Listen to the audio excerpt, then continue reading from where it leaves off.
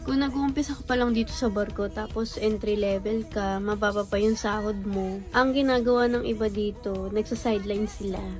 Naglalabas sila ng ibang damit ng ibang crew, naglilinis sila ng ibang kabina ng ibang crew, or tumutulong sila sa mga cabin steward para maglinis ng kabina ng pasahero. Ang madalas na sumasideline dito yung mga laundryman, yung mga kitchen utility, mga crew cleaner, meron ding buffet attendant. Nasa mababang posisyon pa sila na hindi pa sila nakaka-encounter ng guest, kaya wala pa silang tip. Pero dahil ang sipag nila, nakakaipon pa rin sila dahil gawa nga ng mga sideline na yun. Kaya dito wala talaga imposibleng hindi kakikita ng extra. Lalo na kung masipag kayo.